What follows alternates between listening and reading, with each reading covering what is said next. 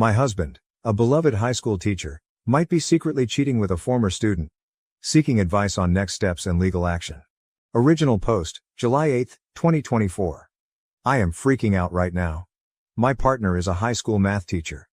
He has been teaching for a decade now and has generally been praised by students, parents, other teachers, and the administration for how he does his job. We have been together for 7 years and got married in 2023. I have never worried about him being interested in his students. We have even discussed teacher-student relationships, and he has always expressed disgust, saying it is an abuse of power, even if the student is an adult. He has never been called out for being inappropriate, that I know of, never engaged with students over the weekend or summer, unless it is school-related, and even then, all contact is through school email or with parents. He generally refers to his students as his kids, and actively keeps a distance from developing too close of a relationship because he is young, attractive, and other male teachers recommended he do so. Here's what happened.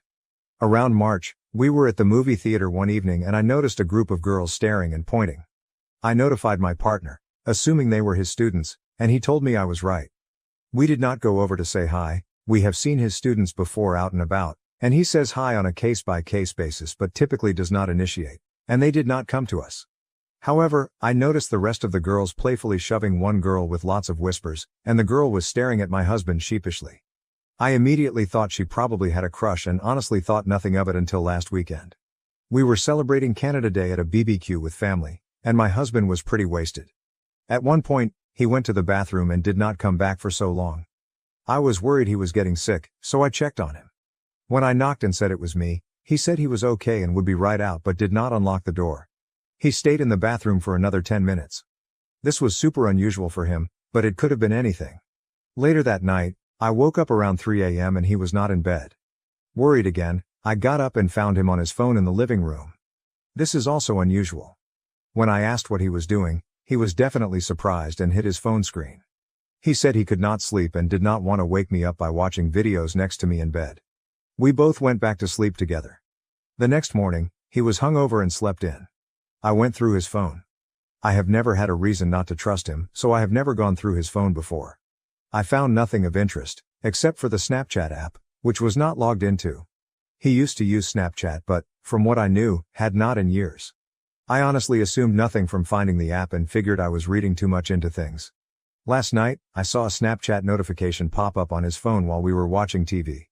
It was out of the corner of my eye but the logo is too recognizable to mistake. My heart dropped because, knowing he was logged out last week, it means he is definitely using it secretly.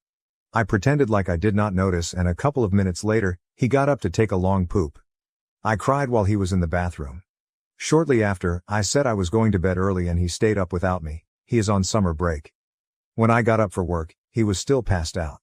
I went on his phone and found no Snapchat app. It was then that I knew something was shady for sure, and when I looked up Snapchat on the home screen, it was there, just hidden in a folder of apps disguised as cooking and workout apps. He had not logged out of Snapchat, and when I opened it, there was only one conversation with a real human, and it was a girl.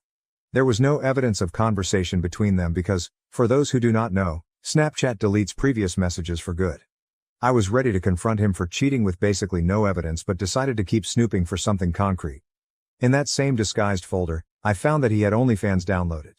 The only content creator he was subscribed to had the same username as the woman on Snapchat, but it is his student. The one from the theater, who was blushing. I have never recognized a face so fast. I am 100% certain. We make fun of OnlyFans simps all the time, so I was already disgusted, but I actually threw up when I found this. I was scared I was going to wake him up and genuinely did not know what to do, so I put his phone back and left for work. At work, I did some sleuthing and was able to find the girl's Instagram and Twitter accounts. She is 18 and from grad photos I can tell with certainty that she attended my husband's school. The same OnlyFans link was in her Twitter bio. He has texted me normally throughout the day, and I have not responded to any but to tell him I have to go to my parents tonight, but in reality, I am still at work because I do not know what to do. The reality is that this is messed up, but she has graduated. Is this now just the same as any old affair? I don't even know if she was in any of his classes. I do not know what to think. I do not know what to do next. Lawyer. Should I ask my husband and see what he says? Should I ask her? Edit to add, does anybody know how to tell when an app was first downloaded? Too long, didn't read. My teacher husband is Snapchatting and subscribed to the OnlyFans of a student from his school who is 18. Help. Update. This blew up and there's too many comments to reply to.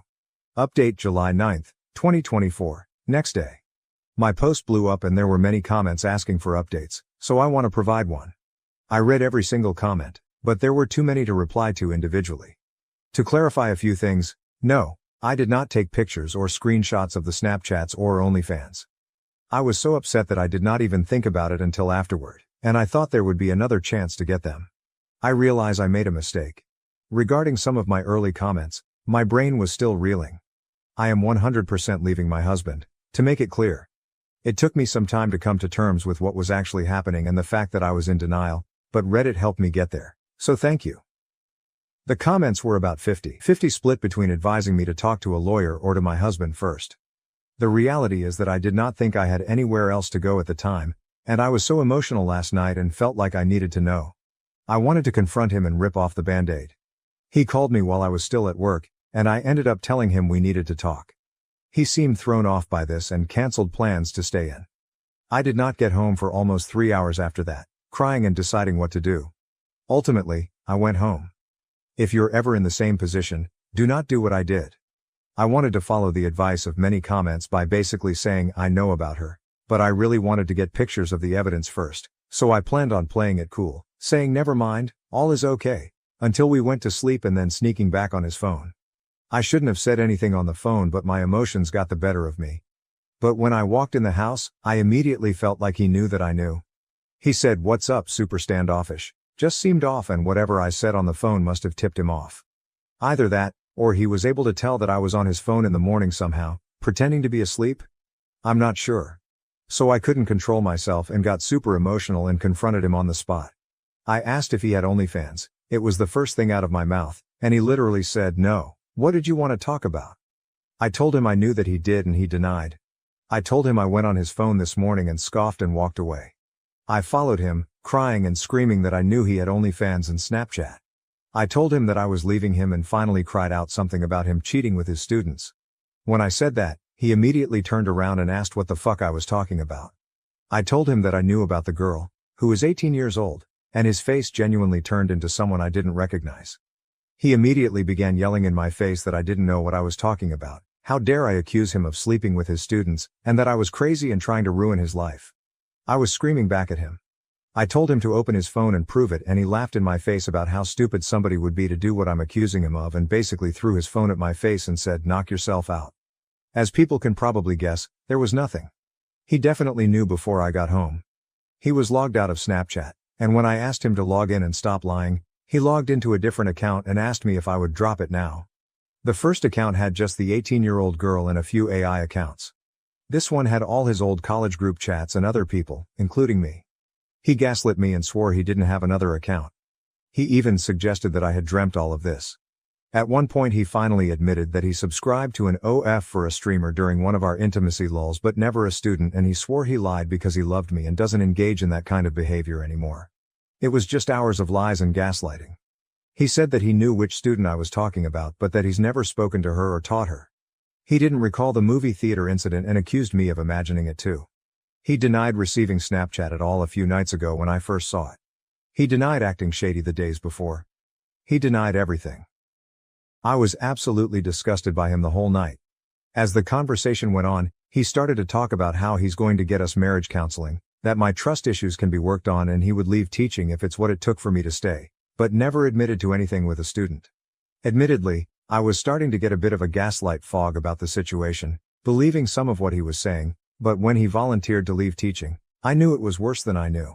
Because teaching is his everything, he gave up an amazing opportunity which would have made him 3-4x the money and way more recognition to teach, and has never complained about his job a day in his life. We both know he loves his job more than he loves me. If this was truly all a misunderstanding, or if it was a one-off with a graduated non-student, I just think he would do more to protect his job and his career. He wouldn't just leave over crazy behavior from me. That immediately told me everything I needed to know, that he was panicking on the inside about me leaving and me telling people. Maybe because more happened with 18F than what I know, maybe because he's done this before, I'm not sure. But he fucked up bad.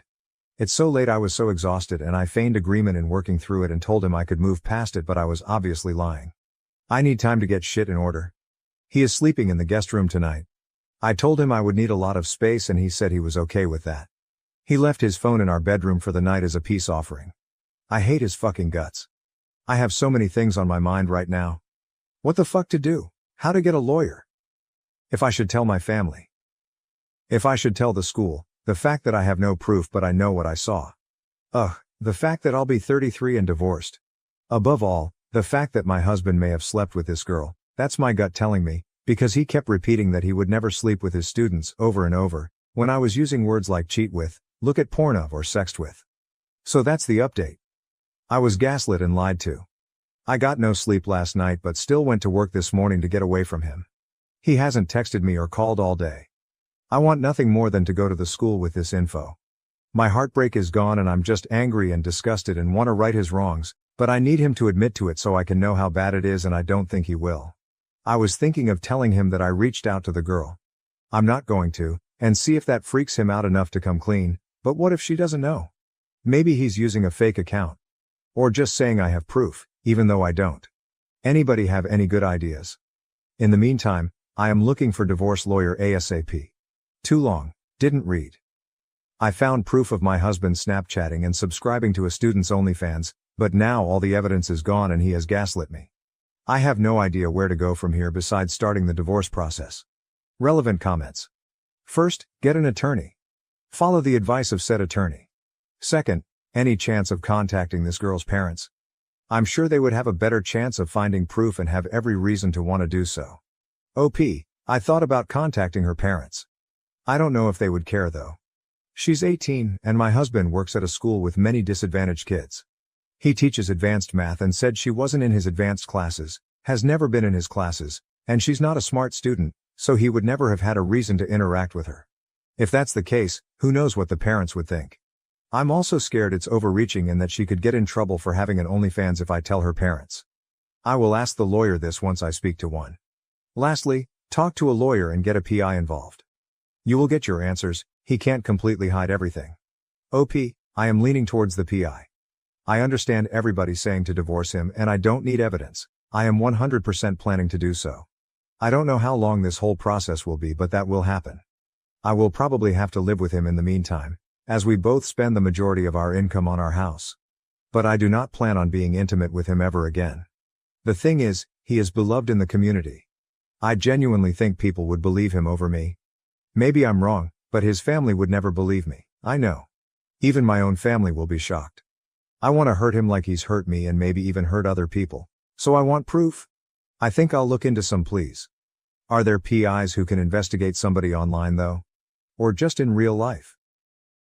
My fiancé is taking my last name. His parents are threatening not to come to our wedding. How do we handle this? January 31st, 2024. My fiancé, Alex, 21 years old, and I, 22 years old, have been together for 6 years and are getting married this year. I never cared much about my last name, but after some recent family events, I realized I want to keep mine. Alex didn't mind and chose to change his last name so we'd match. Upon finding out, Alex's parents, Lisa and Luke, yelled at him. Lisa cussed him out, so my parents let him stay with us for the last week of winter break. We were home on break from college and live a few miles apart. Lisa and Luke say Alex is destroying and disowning his family, publicly humiliating them, and claim I'm stripping him of his manhood. They told us we're unbiblical and that women should submit. To them, it's political too. They said the queer community is the reason we're susceptible to this, transgender people are to blame, and America is in its downfall. This is just another sign. Alex has received many texts from Lisa, calling him hateful, cruel and cold, asking how he can let her suffer. The meetings Alex had with his parents went poorly. They told him they wanted to see him and not talk about the name, but then did. One meeting involved both sets of parents. Lisa and Luke talked 90% of the time before getting up and leaving. They're mad Alex stayed with us and said even if we go with his name they'd resent us and my family for supporting us. Lisa threatened to cut Alex off, saying he won't get another penny. They had planned to contribute to our wedding, stating there were no strings attached and they fund his college apartment. Lisa said this is the worst thing to happen to her since losing her first baby, and that it's worse than if Alex had gotten me pregnant, killed someone drunk driving, or was gay. She's telling Alex that his grandparents will have to move to assisted living from heartbreak, and Luke keeps telling Alex his choice is hurting people. Their main reason seems to be that it is tradition and that they want the last name carried on. It's not an uncommon last name. I also learned that Lisa borderline tried to talk Alex out of proposing. Alex asked me to marry him anyway, and Lisa called my mom in the midst of the engagement excitement to share her disapproval. They said that they get a say until Alex is married, and that's when they'll leave us be. Lisa and Luke keep texting Alex and my parents, but I have never received anything. They openly dislike me now, bad-mouthing me whether I'm there or not. I've decided my relationship with Lisa and Luke is over. It was rocky before as they tried to push their religion onto me numerous times. Alex is deciding how much more he can give. He hasn't taken a harsh tone or spoken rudely to his parents, but is tired. Now his parents say if Alex won't move back home, their financial support ends. They say the family won't come to the wedding, and one of his siblings has actually left the wedding party. Obviously, I have decided to stay mostly away from Lisa and Luke now, but they are Alex's family. With the wedding still coming up, we're unsure how to move forward. Too long, didn't read. My male fiancé is taking my last name. His parents are freaking out because I'm the woman and should take him. The verbal and emotional abuse are out of control, and they're threatening not to attend the wedding. Edit to add, Lisa and Luke's financial support is not necessary, and the wedding will proceed with or without it. Just thought it relevant to point out that the money that was offered no strings attached clearly does have strings. We know we are young and are still getting married after spending 6 years together. Postponing the wedding isn't something we're willing to do. Relevant comments. When asked if in-laws would accept both last names, the original poster, OOP, replied, apparently not, as his parents said it would make no difference. Since they aren't keen on using both names anyway, they decided against it. For instance, one commenter stated, the only people that should be at your wedding are those who want to celebrate your relationship. It sounds like they don't. Another person remarked, it seems he has valid reasons for not wanting to be associated with that last name anymore. Yes, it's unconventional, and people might look at him oddly for it, but they can just mind their own business. If you're happy and he's happy, that's all that matters. Furthermore, someone suggested, stop discussing it until after the wedding. For the rest of your life, stop sharing details about your lives with these people. Have your fiancé agree to gray rocking them moving forward, or there will be arguments about baby names and other issues in the future. The first time anyone knew my baby's name was in our birth announcement.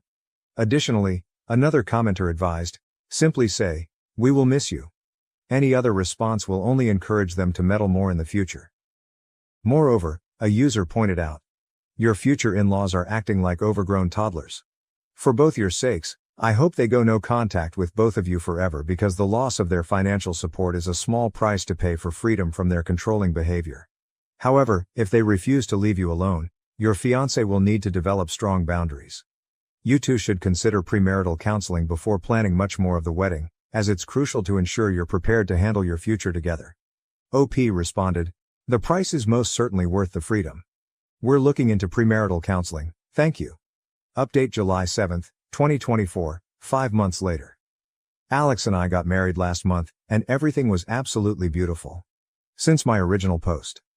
After more months of emotional and verbal abuse, Alex made the difficult decision that his parents were no longer welcome at our wedding. He explained that he couldn't trust them to respect his boundaries, respect us at all, or respect what the event was about. As expected, they freaked out, asking if he was trapped and needed help. Saying everything had become about me, EOP, and telling him he'd been isolated from everyone he loves. We're not sure what story they told Alex's extended family. Alex reached out to everyone to explain what had been going on, but every response he received was more disgust toward his name choice, refusal of wedding invitations, and saying he needed to apologize, grovel and fix the family. Most of Lisa's family were the ones talking the most about how dishonorable he was being and how he was breaking apart the family. Interesting, seeing none of them share Lisa and Luke's last name. Luke's family does. Luckily, only one invitation was returned with nasty notes inside, but the rest of the digital responses took Lisa and Luke's side, berated Alex for doing this near the anniversary of the death of Lisa's first child, and called him cruel and hateful. For context, Lisa's first child passed away a few days after birth, over 25 years ago. Alex says there has never been any remembrance that he knows of, and they do nothing on the anniversary. He doesn't even know the date of the anniversary. Lisa and Luke explained what happened once when he was young, and never mentioned anything again. We're unsure why it's all coming back up now, after presenting as generally unimportant his whole life. Apparently, this drama being 4 months from the anniversary was disrespectful. His sister Alice also went off the rails. After checking in to see how Alex was doing, Alice got angry that he wanted to discuss things over text instead of on the phone. It became obvious that she wanted him on the phone to berate him, because she ranted about how he was steamrolling their parents and wasn't really an adult because he wasn't married yet. She said she had encouraged Lisa and Luke to cut him off long ago and that I, OP, wasn't acting like family since I stopped letting her follow my Instagram account. This was after she dropped out as a bridesmaid and made it clear she didn't support our marriage. I decided not everyone gets full access to my life. As his only sibling, it was devastating for Alex to watch Alice spiral into fully taking their parents' side, after initially leading him to believe she had his back and was supportive. After saying not to expect her and Alex's bill at the wedding, there's been no further contact since Alice refuses to speak to him unless he'll talk on the phone. At this point, he won't do any phone calls as we'd rather have a record of everything that goes down. Many people tried to talk to Lisa and Luke, my own parents, mutual friends, etc., to encourage them to choose the relationship and explain that the damage they were causing wasn't worth the loss they'd endure. It seemed to have no effect. Alex was quick to become no longer financially dependent on his parents. We've changed his phone plan, reclaimed all his bills from Lisa and Luke, fully moved him out, and finished college. We're not sure if they attended graduation. They texted Alex the day before to say they'd be there but then turned off their location services. Graduation day was stressful and nerve-wracking, with Alex not knowing if they'd make a scene or corner him. He left as soon as he walked across the stage and made it to his car with no interactions. Since then, as most Redditors suggested, we've been nearly no contact with Lisa and Luke. We spent the first 6 weeks of summer finishing wedding details, and our day last month was gorgeous. Alex received no communication between graduation and the wedding, and has no plans to continue their relationship without an apology. Lisa and Luke did not show up to the wedding or say anything on the day of. The only recent change is Lisa unfollowing and unfriending both of us and my family on all social media. For me, my in-law relationships are basically over, apology or not. Learning they'd never supported our engagement, ignoring my existence, and hating me because of my political and religious beliefs is enough for me not to keep contact. Thank you, Redditors, for your kind help and good wishes. Our day was truly perfect and straight out of a fairy tale, and we're looking forward to the next chapter of our lives, with hopefully less drama. Too long, didn't read? Parents were uninvited to the wedding. Sister flipped a switch. Currently no contact with all. Wedding day was beautiful and not dramatic. Relevant comments. One commenter remarked, "Wow, just wow. How can a whole family implode over something as ridiculous as a last name change?" Had I read the text without seeing it being about that, I'd have thought the young man at least had molested animals or children. Geez. Another observed, "That's because it's not about the last name. The last name was the straw that broke the camel's back." In the original post, OP said the in-laws already didn't like her.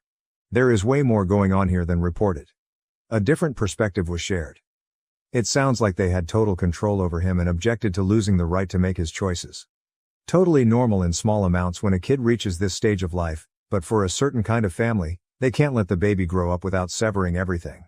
One user offered a warning, "Please be aware that if you are choosing to have children, they might come at y'all full force again. Be prepared." Another shared a personal anecdote. "My friend's sister went through something similar. The couple had entertained the idea of creating a new family name and the groom's mom flipped out. Threatened to remove financial support, they didn't need it, and suddenly the racism came out after 10 years of holding it in. Suddenly the bride's family were those people, aka not white.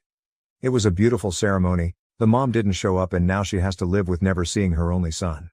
The irony is that the couple on their own decided that they weren't going to change it a few days before the wedding, but by then the groom went no contact due to the blatant disrespect and racism hurled at his wife's family. One congratulated the couple, saying, 'Congratulations and I'm happy your wedding, and his graduation, went off without a hitch. I'm proud that he chose to stick to his wants rather than let his family bully him into submission. Stay no contact, your lives will be more peaceful.' Suggest some therapy for him if he's struggling with all this though. There are a lot of emotional issues that come with cutting family out. Best wishes to you both." Adding a practical point, another user said, "I don't understand why anyone, male or female, changes their name in the first place in the modern era. Huge pain in the ass to do so, especially with professional licenses, college records, SS, passports, and so on. But yeah, his family is going overboard, by a lot. I can see why he would change his name. Disassociate from the wackadoodles. Sorry for the family strife, but congratulations on the marriage." Another shared a lighthearted story. My husband and I have joked about hyphenating our last names. 11 letters plus 9 letters, both convoluted Dutch names that are hard to spell. Well, hard for folks here in Canada which are in Amsterdam to pronounce my last name better than I can. LOL. No one has given us a hard time about both of us keeping our names. I think the only people who had any sort of comment on it were my parents, and that was just from a practicality standpoint. They've moved provinces a few times and mom had to bring name change documentation with her every time she changed her ID to reflect her current province. I was warned that it could be a potential headache if I changed my name, but that was it. Someone else shared their personal dilemma. My partner has a name that's a bit funny in our language, derived from the name of a trade, and a pain to write and pronounce in English. Not so bad in our local language, just long, as it's also 11 letters. I work in an English-speaking environment, and trying to explain to people how to pronounce something similar to Hadzinski doesn't sound very appealing. It's not the real name but has a lot of similar sounds. But if we marry, I would prefer to keep mine, not so much because of the pronunciation. I just don't like how it sounds with my first name. Hyphenating sounds like a pain, and my full name would become 35 characters. However, if I kept my last name and we have kids with his last name, I will have to always carry a document proving the kids are mine. So no ideal solution here. His family likely won't be too happy if I kept mine, but they might just get over it if we finally marry. I think they gave up on any of their kids getting married years ago. We are all happily cohabiting without making it official. Adding another anecdote, a user said, "My dad died, and when my mom remarried, she kept my dad's name. She hated her maiden name and didn't want to take his long, convoluted last name. Her new husband didn't care at all. Nobody really cared. It's her name, she can do what she wants. I changed my name when I got married, it didn't last, and I just went back to my maiden name with no problem at all. My birth certificate goes first name, middle name, married last name, maiden name. So I can use my maiden without bureaucracy. I'm having the same thoughts as my mom. This is my name, and I'm keeping it." A user shared a modern perspective. "I think I'm going to encourage my kids to make up a new last name with their partners rather than pick one even. And doing it all over again, I might have chosen to do so with my wife too, but we share my last name. There are 4 last names associated with your grandparents, 8 with your great-grandparents, and double that for your SO2. And so my last name comes from some traceable line of sons only, okay? I don't think that makes them necessarily any cooler or more special than maternal ancestors, or my grandma's ancestors. Frankly, I'm sure a lot of the men in that particular line of my ancestry sucked anyway. I don't feel like there's a really strong genealogical attachment to any singular family name unless someone becomes famous enough to make it a brand. So I think people should just pick and build their own family name or choose one from the most recent approximately 16 that they feel the most proud of, attached to." Lastly, someone shared their personal experience with familial control. "It's very little to do with the name itself and everything to do with ownership. My husband and I double-barreled our last names to take each other's, so it was totally fair. And his parents still freaked the fuck out.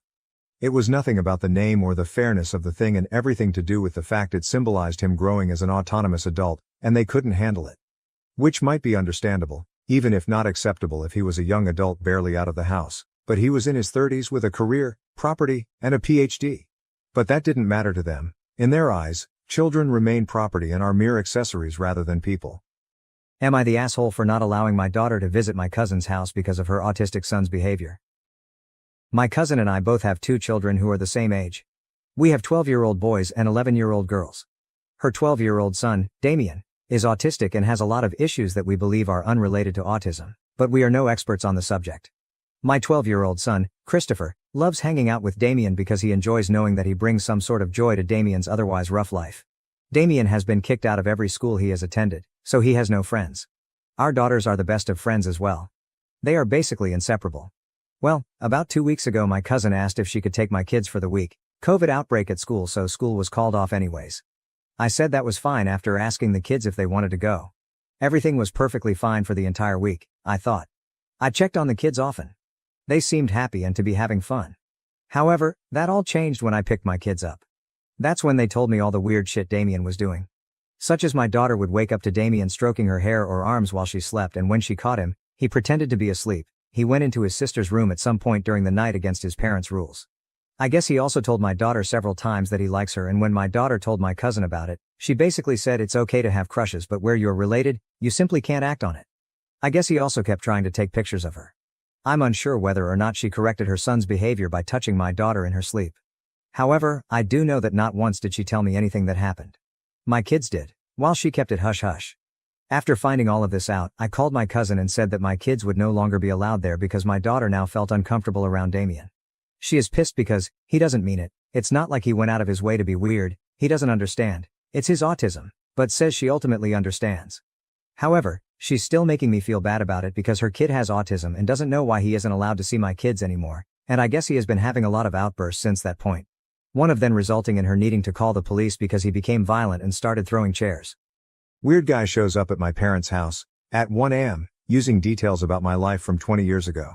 Help me figure this out. Original post, October 5, 2022. I posted this on the Creepy Encounters sub and someone suggested I post here. This happened 3 nights ago and I'm going crazy trying to figure it out. I just moved into a new apartment 1 month ago and I'm still unpacking and settling in. I have been using my parents' address as my mailing address, who live a few towns over, 20 minutes away, all of my life. 3 nights ago my parents called me at 2 a.m., freaked out and told me this story. Apparently, at 1 a.m. someone started banging on their front door and repeatedly ringing their doorbell. My stepdad walked downstairs and opened the door, leaving the front glass door closed and locked. There was a man standing outside, who looked to be in his 30s, with a black hoodie on with the hood pulled up around his face. He did not have any distinguishing facial features, facial hair, or tattoos. The only thing my stepdad said was that he looked to be Hispanic. Neither my stepdad nor my mother, who was watching the whole thing out a window, recognized the man. The man said, "I am so sorry to bother you, but I am looking for my full name." My stepdad played dumb and said, "Who?" The man proceeded to state my full name again and said that my boyfriend was worried because I did not come home that night. He claimed to be a friend of my boyfriend and told my stepdad that they were both out looking for me, worried because I did not show up at home. I do not have a boyfriend.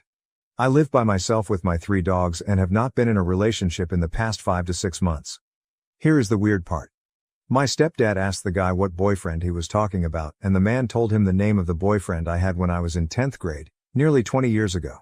My boyfriend in 10th grade has a very, very unique Italian name. I have never met anyone with a full name even close to his. He said my high school boyfriend's name a few more times to ensure my stepdad heard him and repeated that they were very worried about me, and asked if my stepdad was sure I was not inside. At this point, my stepdad was weirded out and closed and locked the door in his face. The man did not leave.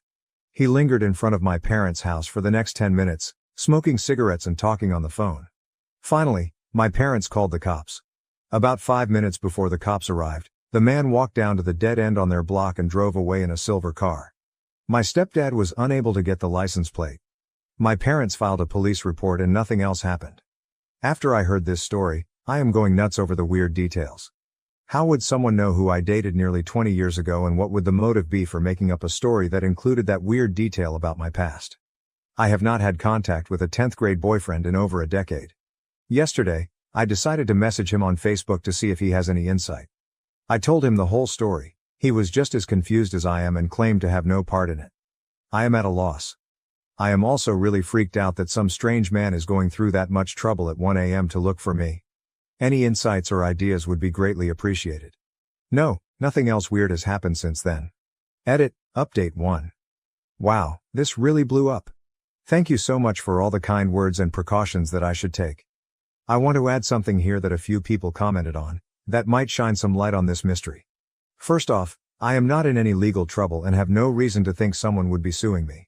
I guess it is always in the realm of possibility that I am being sued by someone, but I really do not think that is it. Like I previously commented, I had an expired registration ticket that I did not show up to court for, but I believe I got a letter in the mail just asking me to pay a really large fee, so I do not think that is related. I did take a personal loan out. I took it out about 1.5 years ago. It was not for anything too crazy and I was really good with making payments on time until about 6 months ago when I had a medical issue. Currently, I am really behind on payments, but to my knowledge I have not defaulted on the loan yet. What do you guys think? Related? I had absolutely no idea that this is a thing or I would have included this detail to begin with. Let me know your thoughts. Edit, Update 2. I have a list of a few things that I'm going to look into tomorrow, based on my own thoughts and based on a ton of valuable feedback I got in here. Thank you. We'll post an update, ASAP. Edit, Update 3. I am so sorry it has taken me so long to update. It is a super busy time at work. Unfortunately, there is not much to report. I called the loan company. They claim to have nothing to do with it. All of my friends and family also noted that the 1 a.m. factor kind of rules that out anyway. Nothing else strange has happened at my parents' house. I went there for the first time last night and kept a close eye out for anything, did not observe anything out of the norm. So this remains a mystery. I will be sure to update if something else happens. July 12, 2024, 1 year and a half later. Alright, 1 year later, I finally have an update to this insane mystery. I will include the original story here first, followed by the update. Recent update. After this happened, my family, a couple of close friends, and I have been discussing this mystery in depth to try and figure it out. We all have our own theories, but ultimately, no definitive answer as to what happened or who this creepy guy was. So we pretty much put it to rest and only joked about it once in a while. Here is the update. My stepsister, my stepdad's daughter, and her fiancé were at a house party right after the holidays, around early January of this year. While they were there, they started talking to a girl that neither of them knew. After some time talking together, the girl started talking about her ex-boyfriend and how they were going through a really tough time together. They had just recently broken up and she felt really bad because he was a wreck over it. Somehow, it came up that this girl's ex-boyfriend was my 10th grade boyfriend, the one with the really unique Italian name. The whole situation was not that big of a coincidence since I went to high school with my stepsister's fiancé, and we have a lot of mutual friends. So it makes sense that they were at a party that would include some people I went to high school with. As soon as my stepsister and her fiancé hear this, they both start freaking out. Without revealing too many details, they tell the girl about the whole mystery and how weird it was. As they are telling the story, the girl's face starts to go white and she looks like she's about to cry. My stepsister and her fiancé try to console her and ask her what is wrong. The wine and beer had been flowing at this point, so I am sure everyone was a little tipsy. The girl starts to tell them that a few nights ago, she was sleeping, and someone started banging on her door at, get this, 1 a.m. Just like what happened to me at my parents' house. The girl jumps out of bed and says she was absolutely terrified by how loud and aggressive someone was banging on her door. She said she literally thought it was going to break in. The girl has a Ring camera, so she looks at her phone. There on the camera is a guy, in a black hoodie, banging on her door. She obviously pretends like she is not home and keeps all of the lights off. He continues banging. As she is getting ready to dial 911, the guy stops and leaves. She said she was absolutely terrified. For whatever reason, she did not end up calling the cops, but she may have gone to stay with a friend that night or the night after. My stepsister and her fiancé are shocked by the details and how similar it is to my story, especially because of the mutual ex-boyfriend we share, except this girl literally just broke things off with him. They asked the girl if she has any idea who the guy is, and she said no, but that it definitely is not the actual ex-boyfriend. She said this guy was much taller and heavier than our shared mutual ex. How weird. This mystery is still unsolved, and these new details honestly just make my head spin even more. No one else has shown up at my parents' door since the actual incident a year ago. Hi all, here are some answers to some questions.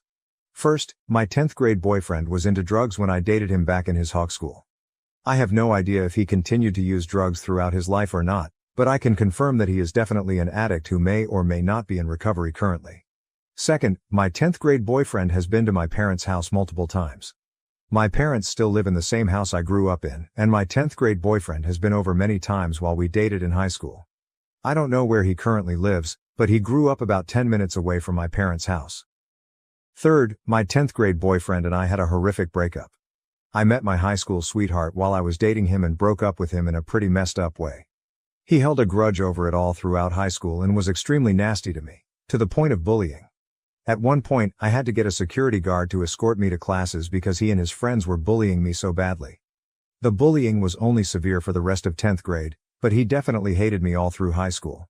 Eventually, he did end up apologizing to me and explained that he was just heartbroken over me breaking up with him, but by that point, I was way past the point of forgiving him. After graduating high school, we ran into each other maybe once or twice while I was home from college, and he was totally cordial and nice with me. We laughed about the high school experiences. Additionally, I can definitely try reaching out to him on Facebook again and bringing up this whole mystery with the added updates from his recent ex-girlfriend to see what his reaction is and gauge whether or not he's being truthful. I can also ask some mutual high school friends who know him about how he currently is and if he's into any shady activities. Moreover, my stepsister only gave me the first name and a description of his recent ex-girlfriend from the party. However, I can go on my 10th grade boyfriend's Facebook and look for her under his friends, then reach out to her on Facebook Messenger to inquire about the ring footage and ask her more questions. I can also see if she ever reached out to the police. I agree that this is probably the best thing to do if I want more answers, but I need to be careful since I still don't know what is going on here. Finally, my 10th grade boyfriend does not have a brother, just one younger sister that I remember from high school. Relevant comments from OP Comment 1. I just posted some answers in the comments about the nature of my breakup with my high school boyfriend and how horrific it was and how he basically harassed me for the rest of the 10th grade. Your last theory, and what a lot of other people are commenting on, is starting to make the most sense to me. It could be that my 10th grade boyfriend has a tendency to get insanely hung up on girls and is sending a close friend or relative to do these 1 a.m. drop-bys. And this would especially make sense if he is still using drugs like he did in high school. This theory being correct would mean he lied to me when I reached out to him on Facebook a year ago, which of course he would. If this is the case, it seems like he moved on to his current ex. I just hope he doesn't swing back around to me. Comment 2. I decided I'm going to try and find out the girl's full name so I can look her up on social media. I may even be able to find her with just the first name that I already know from my steps. I can go onto my 10th grade boyfriend's Facebook and look in his friend list for a girl with the same first name who looks like she could have been his ex-girlfriend. He may even have pictures with her tagged, so it shouldn't be that hard, unless he wiped his social media clean of her after they broke up. When I'm able to find her, I'm going to reach out to her and try and get some answers. I think this is the safest route since I still don't know my 10th grade boyfriend's role in this, and I did already ask him once and he claimed to have no part in it or know anything, which may or may not have been a lie. Based on how scared my stepsis said this girl was, I'm betting she'll be willing to talk to me about it since we share the experience. I will make an update post when I have more info. Thanks everyone. Comment 3. I don't know, I would recommend against reaching out to him. Based on everything you've shared, I would be shocked if this wasn't him putting someone he knows up to this. There are other clues, but we already know he can hold a grudge and will put his friends up to bullying someone on his account. It was one incident around a year ago and nothing since, so it might be best if you just stay off his radar. Whoever is behind it, and I do think that it's him, is unhinged. I doubt he would admit to it anyway. It's your situation and your life, so you know best. Just stay safe. Comment 4. Dude, it's him. He's instigating this. Why? Probably because he's mentally unstable. I would absolutely not have any contact with him going forward. Do not reach back out to him, don't interact on social media, pretend he does not exist. You don't want to be drawn back into his web. Am I the A for revoking my brother's +1 to exclude his problematic friend and inviting his girlfriend instead, causing a family dispute? Original post, June 11, 2024. I kind of know I am the asshole, but I need to know how bad it was. My brother, who is 29 years old, has been with Leah for about 2 years. We all like her, she is super nice. I am getting married next April and sent an invite to my brother's apartment. We decided to send invites to households and not individuals. For example, our aunt received an invite for her family and not for each individual. Last Thursday, we met at my parents' place. It was just the core family because of some tax reasons, lol. While there, I asked my brother about Leah's dietary restrictions. I know that she is a vegetarian for health reasons and that she cannot have certain raw vegetables. He said that she wasn't going to come and that he was taking his girl best friend, Amanda, instead. Now their relationship is weird as hell. Amanda has always been stringing my brother along, in my opinion. He always denies having feelings for her, but let's be real here. Amanda would date other guys, blow off my brother, then when things were on the decline with her partners, she would be attached to him again. Her last boyfriend broke up with her right around the time my brother, his then ex-girlfriend, Amanda, and her ex were supposed to travel to Spain. What did my idiot brother do?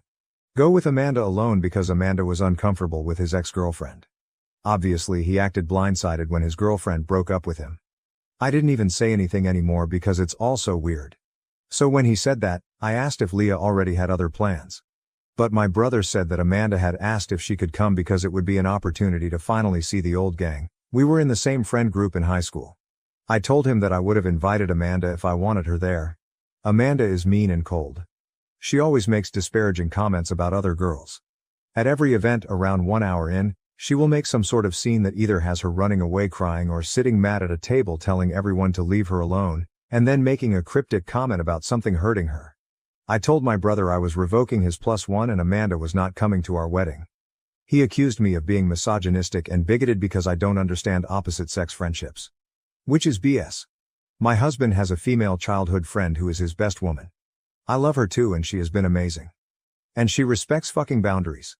She always includes me and made a huge effort when I started dating my fiancé to integrate me into the friend group. Anyway, I said my decision was final. He could take it or leave it, but I would be inviting Leah myself because I like her. He screamed at me and told me to keep out of his business. I said to get rid of his weird fucking feelings for Amanda. He is mad at me. My dad said it is none of our business. My mom is furious with my brother. So am I the A.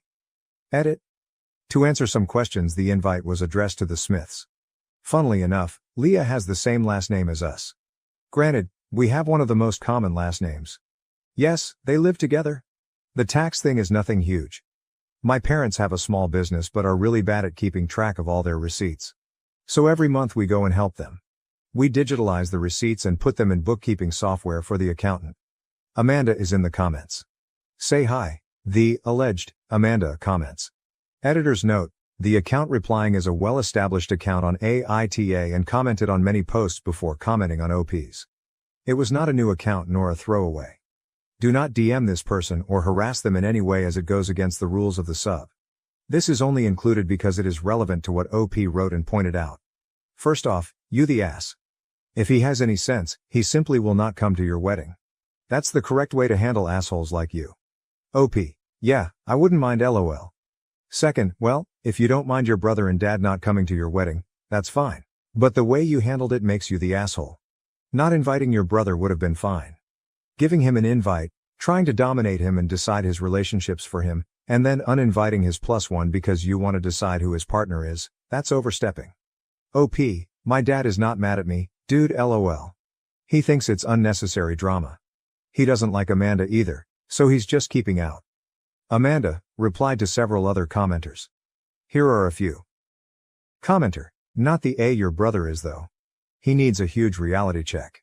This chick Amanda sounds super problematic and toxic, and since it is your wedding, you are absolutely within your rights to decide who gets to be there and who doesn't. Hope your brother will realize how manipulative Amanda is and cut her from his life before she manages to destroy even more for him. Amanda, all of that is none of OP's business. She gave him a +1, then revoked it. She is an AH for intruding into his relationship. This will break up her family. Let's see if her brother and dad will be the only ones not coming. Commenter. It's confusing then why he and Amanda aren't together. They seem to be into each other. Or does he really like Amanda, but she uses him as a placeholder and doesn't reciprocate his feelings? If that's the case, he needs to put distance there so he can move forward. Or you're right, he will be alone until Amanda gets married to someone else. Amanda. What do you expect? He has an asshole sister. Relevant comments. First, you can invite Leah yourself, but by the sounds of your brother's behavior, who knows if they will even still be together by then. Even if they are, I wouldn't count on her sticking around if he keeps prioritizing Amanda over her. OP, I like Leah, genuinely as a friend, and would like her there. I should have honestly just invited her officially too. I should have foreseen David would do this. Next, how does Leah feel about Amanda? OP, well, she feels hyper insecure about Amanda. Finally, she should, because this behavior is a pretty obvious sign that should Amanda give him a chance, he will cheat on Leah in a second, and has probably done so with his exes. OP, agree 100%. If Amanda wrote to him right now that she wants him, he would drive pantless to her place. On OP's brother. I gave up talking to him years ago. I always feel sorry for the amazing girls he brings home though. I still talk to his ex. She helped me with my career, LOL, he is going to end up alone. Commenter, but just to be safe, tell Leah she is invited even if she isn't with your brother anymore at the time of the wedding because, let's be real here, she can do a lot better and it's just a matter of time before she realizes that and dumps him. Let Leah have a +1 so she can enjoy herself. That would make her feel truly welcome. Your brother is a major asshole, and I don't blame you at all for not wanting his side piece at your wedding. I also wouldn't blame you if you didn't want him at your wedding. OP, she can do so much better. On paper, my brother is pretty great. Amazing job, financial stability, he volunteers at animal shelters, and cares about his appearance. And when he is not drooling for Amanda, he is generally really nice and loving. But bro, why aren't he and Amanda together? It's so weird man. IDK, She is jealous when anyone spends time with him. I once told him to ask her to have a one-sided open relationship where she gets to do what she wants, and he waits at home for her because he already does that lol. Commenter, did he even tell Leah she was invited? There might be a possibility that he's lying and the girlfriend didn't even know about the wedding. OP, she did not in fact know. Commenter, how did she learn about it? From you or from him, for damage control. OP, I called Leah in front of him, asking her about it. She had no idea. OP is voted not the A. Update post, June 25, 2024, 2 weeks later. I listen to 2 hot takes every day on my commute, so it was a huge surprise when you responded to my post. Thanks for your insights. Regarding the invitation, I now realize I shouldn't have phrased it as inviting a single person.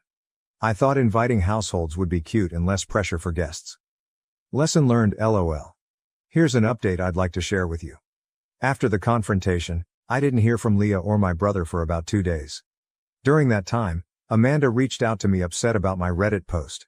She called me an asshole and insisted that Leah is not the only special woman in my brother's life.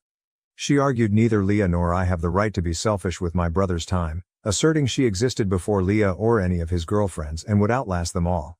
She ended with a presumptuous statement that she would surely see me at my wedding. I was fuming. I chose not to engage with her other remarks but instead sent her a clear message. Hello Amanda, you are not invited to my wedding. If you want to see the old gang, please organize a coffee date when they're all in town. Should you appear at the wedding, you will be escorted out, peacefully by staff or with police involvement. Please refrain from contacting me or my husband. Amanda responded with more emails, mostly vague threats and name-calling, and turned to Instagram to indirectly target me. She tagged me in posts, making my username small so people wouldn't notice me tagged but would see it in my notifications.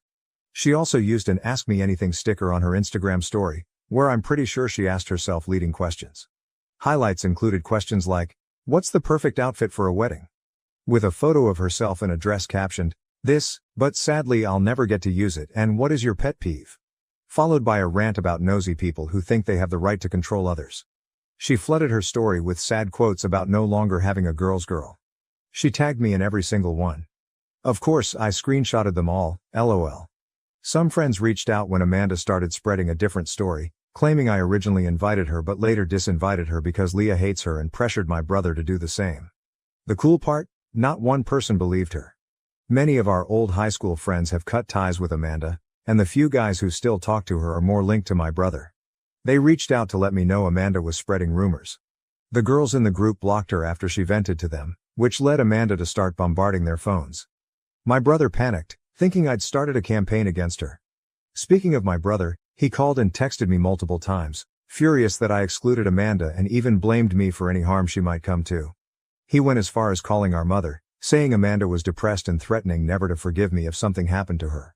My mom advised him to call for a welfare check if he was genuinely concerned because he, as an individual with no training, wouldn't be equipped to handle such situations. The biggest development is that my brother got kicked out of his shared apartment. Leah called me to say their relationship might not continue and that she might not feel comfortable coming to the wedding. I understood her decision and offered an open ear. We met for coffee and she recounted their ugly fight. Without going into all the details, Leah didn't hold back. She made my brother read every single text out loud between him and Amanda and sent a copy to one of her male friends, who replied, Leah, what the F, this is not okay.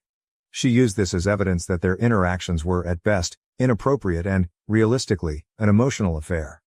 When my brother begged her to stay, she asked him why, knowing he would always choose Amanda. He swore he wouldn't, but his immediate response to a hysterical call from Amanda about me bullying her proved otherwise. Leah left while he comforted Amanda in another room. Later, she texted him that he needed to move out while she was away. It's her apartment, and she didn't want to see him until certain conditions were met, cutting Amanda out completely and seeking therapy to address his unhealthy patterns. The fight spanned 2 intense days. Leah found solace in your podcast and the comments here. She described it as surreal but helpful. She sends her greetings and wants people in similar situations to know a few things. Don't fear being alone because being with someone who's not good for you will make you feel lonelier than being single. Never enter a relationship with a I can fix him mentality as it usually ends in heartbreak. Prioritize yourself, and while trying to work things out is noble, don't depend on it as the solution. That's pretty much it. It sounds convoluted, like a soap opera, but my day-to-day life has surprisingly been calm. I think my brother really needs to mature and either commit to Amanda or realize he's being strung along. And to Amanda, please grow up and leave me alone. Relevant comment. Commenter, well, is your dad still coming to your wedding? I'm so glad Leah dumped your brother. OP, yes, of course. Also, they are on a break. Please insert Ross Geller meme here. Commenter, hey OP, your comment about your brother and Amanda taking a trip to Spain and uninviting his girlfriend because Amanda was uncomfortable with the girlfriend. I just read a post about exactly that situation. Was that your brother? I would post the link here, but it won't let me. OP, no, it's not him. The mods on Two Hot Takes leave a note on the post. Mod note, can confirm that someone was reporting this post and a bunch of comments for nonsense reasons when it first got traction. So, a not so happy hi Amanda, from our moderation team. New update post 1, July 8, 2024, 2 weeks later. We got a call last night. My brother has been in a car crash abroad. My father and I are on the way there. Getting plane tickets was almost impossible, so we have been driving since 5 a.m. He was on a holiday with Amanda to clear their minds. Amanda didn't even call us. I don't know if she is still with my brother or if she is also hurt. My brother's phone was shattered, so he can't update us. The nurse, bless her soul, has been updating us. He can't even talk to us. I think I'm just writing because I don't know what else to do. My dad doesn't want to talk. I don't know if he is mad or worried or both. I have never seen this expression on his face. My brother is an idiot who has hurt a bunch of people because he is selfish. But I still don't want him to die. He is my brother. Thank God he is alive. Amanda is not here. New update post 2, July 10, 2024, 2 days later. Title, what is going on? This has been an absolutely terrible week. My brother is alive but not doing well. We're stressed out of our minds because of the insurance situation. He and Amanda went to a country that's not part of the European Union, and of course, he didn't book any travel insurance. So we have to pay up front and hope his insurance will refund us. But we all know how that goes. If they owe you money, you might see it in 8 to 18 business months. My mom and Leah are trying to figure that out too. Amanda came to the hospital yesterday. She hadn't left, she just had to go to the police because of the car crash. The reason my brother is in the hospital is not because of the crash, but because of sepsis, a UTI turned kidney infection turned sepsis. They decided to go on vacation to blow off steam. Around 4 days in, my brother started feeling warm and sick. Amanda said she offered to drive him to an ER, but he declined. I'm not sure if she's telling the truth, but this is the first time I've seen her being genuine. They went out drinking, and when they came home, he took something for the pain. Amanda couldn't tell me exactly what it was, but she said it worried her because you're not supposed to mix medication with alcohol. They started arguing, and then my brother passed out.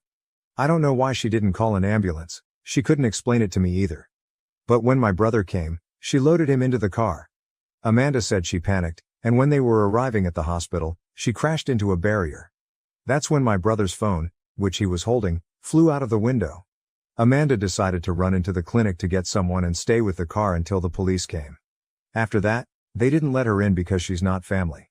Instead of calling us immediately, she went back to their Airbnb and told me that she just needed a moment to process everything. She had to go to the police, pay for the damage, and then went to see my brother. But here's where it gets frustrating. Amanda decided that she needed to clear her head and left my brother in the hospital alone for a day. She checked into a nearby hotel to rest. She didn't tell any of us where she was until she showed up at the hospital yesterday, looking somewhat relaxed and acting as if everything was under control. When we confronted her about leaving my brother alone, she said, "I just needed some time to get myself together. It's been overwhelming." Meanwhile, my brother was lying in a hospital bed in a foreign country, with no way to contact us because his phone was shattered in the crash. We're now trying to navigate the logistics of getting him home and ensuring he gets the medical care he needs. Amanda, on the other hand, seems more concerned about how this whole situation is affecting her peace of mind. She even posted a photo from her hotel room, with a caption like, "Taking a much-needed break." It has been a nightmare, and Amanda's behavior, while not super malicious, has added to the stress. We're doing everything we can to support my brother. My brother, on the other hand, is struggling physically and emotionally. He's worried about the mounting medical bills, his recovery and the strain this situation has put on our family. On top of that, he's afraid that Amanda is losing interest in him, which only adds to his anxiety. That's why we're playing nice with Amanda, to avoid adding any more stress for my brother. We're focusing on getting him the best care possible and bringing him home safely. I'm divorcing my husband due to his autism impacting our life. How can I end things respectfully while considering his feelings and needs? When I first met my husband, who is now 30 years old, I knew he had autism. We met at university and it never seemed to be a problem at the time. He was what you would describe as quirky, but we fell in love and eventually got married. For a while, everything seemed to be going well despite his autism. Over time, however, he developed some sensory issues, which meant that I had to take on the majority of the housework. I didn't really mind initially because I was pursuing my MA while he went to work. However, as time passed, his autism became more noticeable and began to affect our daily lives in more significant ways. At first, I couldn't have my girlfriends over without giving him a week's notice, and eventually, it became completely off the table. I accepted that he didn't like other people entering our space, so we had our hangouts at my friends' places instead. Then I had to start doing chores on his schedule so he could be mentally prepared for the noise of the vacuum. These were all small adjustments, but they began to add up. A few weeks ago, it hit me that I wanted out of this marriage. I recently finished my PhD and got a job offer in a different state. It is a fantastic offer, and I want to take it. I started looking at places to live, but many of them were already out of the question because they wouldn't accommodate my husband's many rules and sensory needs. As I was searching for new places, I realized that I want to get a divorce. I want to move and be able to vacuum when I want and have friends over whenever I choose. I want to eat out without having to check that the restaurant doesn't play loud music, and I want to eventually meet someone who is capable of doing half of the housework. My decision has been made, but now I face the difficult task of telling my husband that I am leaving. I want to do it respectfully, but at the same time, I feel like he deserves to know why I'm making this decision. I think I am leaving him because he has autism, and I fear that this truth will break him and at the same time make me feel like a horrible person. It is a delicate situation, and I'm not sure how to approach it. I care about him deeply and do not want to hurt him, but I also need to think about my own happiness and well-being. I hope to find a way to explain my feelings honestly without causing him unnecessary pain. Relevant comments. Comment 1. Don't tell him you're leaving him because he's autistic. He's always been autistic and always will be, and you're not leaving him because he's autistic. Focus on the actual reasons. That his needs and boundaries aren't compatible with yours anymore. That your relationship isn't equitable and you're unhappy. That you are not okay being in a relationship where you do 100% of the housework, can never have anyone over, and have to plan everything around his schedule. It's harder when there's a valid underlying reason, but all these things would be true if he wasn't autistic. Comment 2. Yes, this. Usually, you should not tell someone with a disability that their disability is why you're leaving them. At all. If their disability is what makes them incompatible with you, then you should tell them they're incompatible, but don't say that the incompatibility is due to the disability. Comment 3. He will know whether you tell him or not. I have had guys break up with me over my PTSD. Listing my PTSD symptoms, but not naming my PTSD doesn't fool me. I am not an idiot because I'm disabled. Comment 4. That's pretty cruel honestly. It sucks either way, but it's extremely clear that the reason she's leaving is his autism has progressively gotten worse, which is not uncommon. The problems he has are things you can work on, but she's clearly not interested in doing that because it can take years before even slight progress is made. She should tell him because it's the truth. Comment 5. I disagree, and we're taking all the blame away from the husband here because of his disability. I don't care about his supersensibility or whatever, he could just leave the house or find a way. It's the adult thing to do, to try to make up for the things you lack instead of just dumping your problems onto your partner. But he's just letting the wife progressively have more and more work. Relationships are based on boundaries and agreements. Each party gives something in it. That is determined at the start of the relationship, and while some can change, both parties have to agree with it. The husband changed because of his disability, but instead of finding a new way to make things work, the wife just had to progressively take on more and more work. I get it. Autism isn't nice to have. It can be horrible, but the wife isn't his caretaker. She doesn't have the responsibility for that. It's cruel, yes. But she has to just deal with his problems without his help. It's cruel to her. Comment 6. Yes, she is 100% leaving him because of his autism. If he was not autistic, she would stick around. He's not just an asshole, he has a disability she can no longer deal with. Downvote me all you want, but she should definitely be honest with him, especially since he has autism. He likely won't understand otherwise. Comment 7. Nope, she's leaving him because he doesn't help her and she feels isolated from the rest of the world. The only reason this behavior is in any way excusable is because he has a neurodivergent. If anything, one could argue she only stayed with him because he has autism, because without that explanation for the behavior, we'd all be calling him a man-child and probably worse things. He is not a man-child. He's neurodivergent, but he still isn't behaving like a partner. Comment 8. She's not leaving him because he has autism. She's leaving him because she can no longer live with some of the specific things caused by his autism. There's a huge difference. People with autism have their own individual struggles and concerns, and the levels of intensity vary vastly as well. If he were struggling with things that weren't causing such a disruption in her day-to-day life, she may not leave him. That's an important distinction.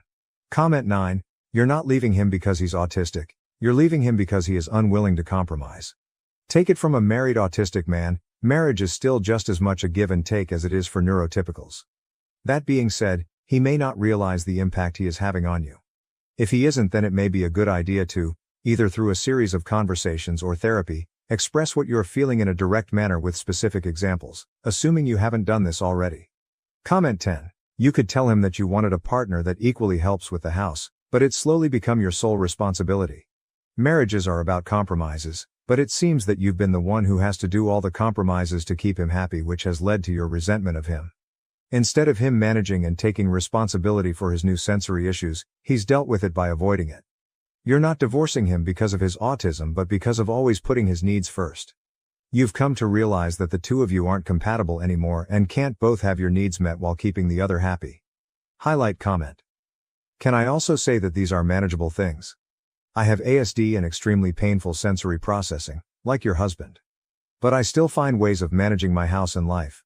For example, I don't like the vacuum, but I'll use a broom or set my little robot vacuum to do things when I'm not around. The same goes for the washing machine and dryer. I just set them for a time when I'm not around. I also have ear defenders, like concert plugs and noise-canceling headphones, that help me get through chaotic environments. I'll tend to pack away and do the dishes myself because I know I won't clang them, which would normally set off a migraine. I use gloves for nasty textures and have a predictable routine that helps with flexibility around unpredictable things. Also, when having your girlfriends over, does he not have a quiet space in his own home where he can go off and recharge? That's really necessary in general for sensory management. It would feel like chronic torture otherwise. It's not the ASD that's the reason. It's his approach to managing it and the way he's shifting the responsibility onto you. Has he ever gone to therapy or seen an occupational therapist for help on how to navigate adult life? Medication and therapy for both the physical and emotional pain changed my life. Maybe they can help him too? It is kind of disappointing that your reasoning behind this is because he has autism. And you don't want to make an effort to understand your partner's lifelong struggles or try to approach a workable solution. These are things that can be changed, somewhat easily too compared to other issues, and help him for the better. There are so many workable solutions that it is kind of frustrating. What I'd be more upset about is that he isn't trying to contribute to the maintenance of the house and relationship, which is not an autism thing. It's just male entitlement. Just don't blame him for something he can't change. He cannot change that he is autistic. He can change the way he manages it and be fair in supporting you. Be very, very clear with that distinction when you talk to him. Update. It's been 3 days since I posted about wanting to leave my husband because his autism has made it impossible for me to live a normal life. Some of you suggested that he may be using his autism to get out of doing housework, and I'm afraid you were not wrong. Yesterday, I sat him down and explained that the situation had reached a point where I am no longer happy, and I haven't been for a while. I told him that I no longer love him and that there is zero attraction left. However, I still care for him, and I assured him that I was willing to continue paying my share of the rent. We split everything 50/50 for 3 more months after I move out so that he has enough time to find a place that suits his needs. He did not take the news well at all. First, he begged me to reconsider, but I stood firm in my decision. Then he accused me of being ableist for leaving him because of his autism. After the tactic didn't work, he admitted that he had simply become too comfortable with me doing everything around the house and that he was now willing to go to therapy with me. Despite his willingness to make changes, I told him that my decision was final. I have already accepted the job offer and will be contacting a divorce lawyer next week. I also informed him that, while I still won't have people over out of respect for him, he will have to start doing his own chores from now on. Just a side note to everyone who assumed that he financed me. University is free here, and you get paid to do your PhD. I teach classes and do field work, so I have been financially independent throughout our relationship. Anyway, that's all for now. I'm excited for the future and am looking forward to being able to have friends over again without any restrictions. Thank you all for your support and advice during this difficult time. Relevant comments. One commenter shared, "My girlfriend and I both have chronic conditions, and she is autistic. I can just manage a day's work, and she can just manage a bit of housework each day. We both put in every ounce of energy we have to make life as best we can as a couple, and her autism doesn't stop that." Another commenter replied, "Well done to you two. It sounds like you're both giving it your all." A different commenter expressed surprise at OP's generosity. "I'm honestly surprised you're going to pay for half of his rent for 3 months. You should get your stuff, leave and only contact him through a lawyer. He's no longer your responsibility." Someone else replied, "OP, you're a really, really good person. I really hated the nasty comments some people left. Everyone was on their high horses, but I'm sure no one would put up with the nonsense you did. You get one shot to be happy in life, and you would have been miserable if you didn't make this change. Could you imagine if you wanted kids? You'd either have them with this guy or be forced to forego it to care for your spouse forever. Never let anyone think you did anything other than the exact right thing here. You're going above and beyond for him. Good luck, you deserve happiness." Another commenter encouraged OP, "Good on you for leaving and standing firm in your decision. You deserve to be happy and nothing less. You deserve to be valued and appreciated. I think your husband will see his fault in all of this, hiding behind his autism, and will be forced to stop doing it because you won't be around to take care of him. He's not your problem anymore." Finally, one commenter shared their personal experience. "I was diagnosed with Asperger's as a teenager. These days my condition is called high-functioning autism, and I do the most housework in my family during the week. He is not physically disabled. He's just using autism as an excuse, which is a shame. Good for you for realizing and getting out. I hope you can soon find someone who values you and isn't just taking advantage. All the best." Highlight comments. Comment 1, "I have had ADHD my entire life and was diagnosed at a very young age, before I was 5 years old, although back then they called it ADD. I ride longboards, but noises from people in traffic bother me, so I wear noise-canceling earbuds. I literally cannot balance on a longboard or skateboard unless I block out a lot of surrounding noise. I get vertigo and lose my balance even when I'm just standing if there are certain noises bothering me. I discovered that ADHD places me somewhere on the autism spectrum as well. While I have always had issues with noises, I do not make other people change their lives to revolve around me and my disorders. There are plenty of options available, such as noise-canceling headphones, earbuds, and earplugs, which this man could have used. He simply did not want to take these measures. My ex did the same kind of thing to me as well. In fact, my ex went as far as to fake his problems. I also have bipolar disorder, and my ex started lying to our doctor and pretending he had it too, using it as an excuse to abuse me at home. Every time he yelled at me, had a mood swing, or pushed me, he claimed it was because he was bipolar. The truth is, he is not bipolar. I am the one with bipolar disorder. I know this might sound harsh, but he might not even have autism in the first place. My ex read books on bipolar disorder to fake it better, and this man might have studied autism and blamed every bad habit on it. People do that, you know? My ex was getting medication for bipolar disorder but was stashing it without taking it. I found months and months of medication packages he was not using, despite getting them filled at the pharmacy to make it look like he was taking his meds.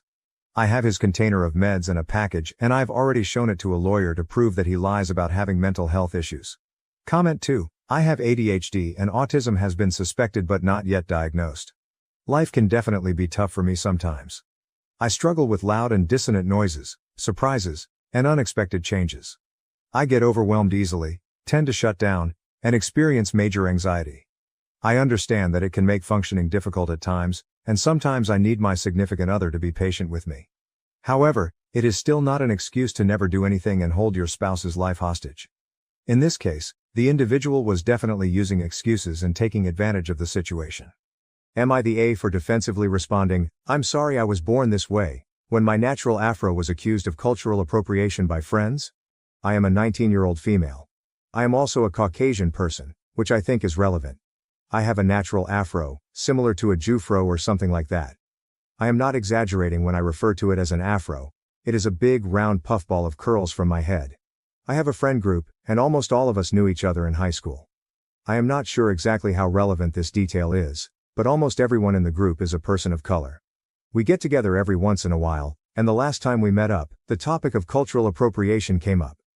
Topics like this are not unusual for us, as we sometimes talk about political or societal issues.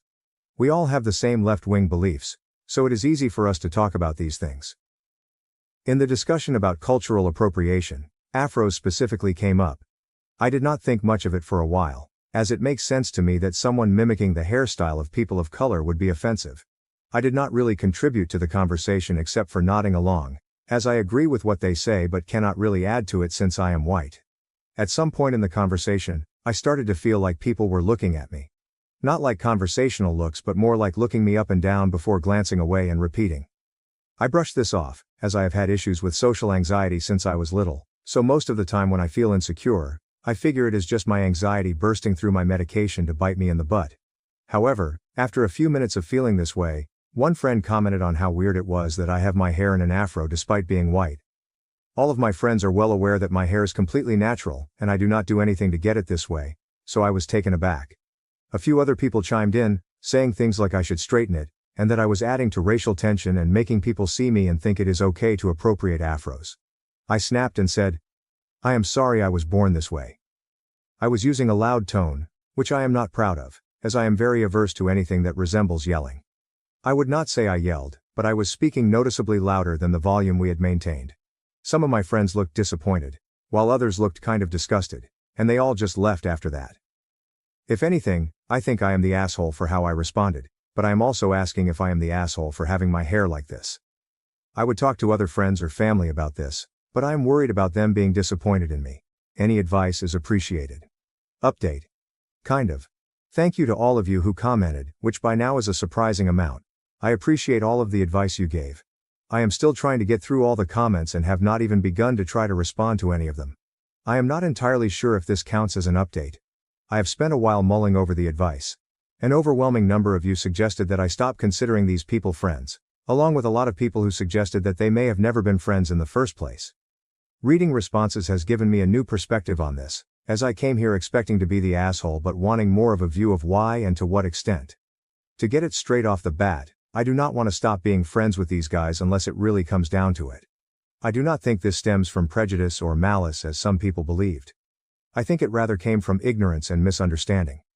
I am going to reach out to them in the coming days and try to explain my renewed view, and maybe even share some of the comments with them. These are people I have known for years. We have helped each other through dark times and celebrated good times. If they are completely unreceptive, then I do not think we will remain friends, but I do not want to lose these people over something that can be worked out. My hope is that we can work through this and be better for it. Thanks especially to people expressing concern for my well-being and their views on similar matters. Even bigger thanks to those who expressed concern for my hair's well-being and the idea to use hair products made for people of color. For some reason that I can only attribute to sheer lack of attention to my hair and its health, I had never really considered this. When I think about it, I am coming out of this with friendship tips, worldview tips, and hair tips. I suppose more than anything right now, I am just tired. I feel like I need to just curl up in my bed for 3 days, but this is a bump in the road that I wish to overcome. I highly doubt I will update this. I decided not to post this on my main account so it would not be associated with browsing on this site for obvious reasons. I will try to get back to at least some comments. I guess more than anything, this update is just to say thanks for caring enough to give me advice, whether it was a single word or 3 paragraphs. Some comments that were donated and had many votes. Firstly, one commenter shared their experience. I'm black and went to a majority white all-girls school in the US. There was a white girl who had extremely thick and tightly wound hair. She hated it because she didn't know what to do with it. On a good day she wore it in a ponytail, but it was never combed through, and no one in her family knew what to do with her hair. I didn't really know her, but could see how thick her hair was. Years later I ran into her getting her hair done at a black salon. She said she had been coming here since college. Only the ignorant will accuse you of trying to be someone you are not. But FYI, go to a black hair salon, they will hook you up. In response, another person shared their positive experience with black hairstylists. OMG this. 100 score for the second I started working with a black hairstylist, my hair game changed completely. I had the most uneven haircut in my entire life, and she was like, yeah, because they wet your hair completely, and then comb it straight, then cut it. Also she changed my hair routine, wash schedule, products used, and how to refresh it. I used to think I could only have nice hair on wash days. Now I have nice hair 75% of the time. Additionally, another commenter mentioned their surprise at learning about haircuts. Oh my god, you just blew my mind. I'm a white male but I wear my hair long and it's naturally very curly. Oh, I had been wondering why my haircuts always left me disappointed. I didn't even realize that the stylist wetting my hair before, combing it straight, and cutting it was adding to the problem. I've been avoiding getting haircuts for a while now because they always turn out like crap. I'm definitely going to see if I can find a black stylist in my area to do my next haircut. Moreover, someone else shared their experience with curly hair.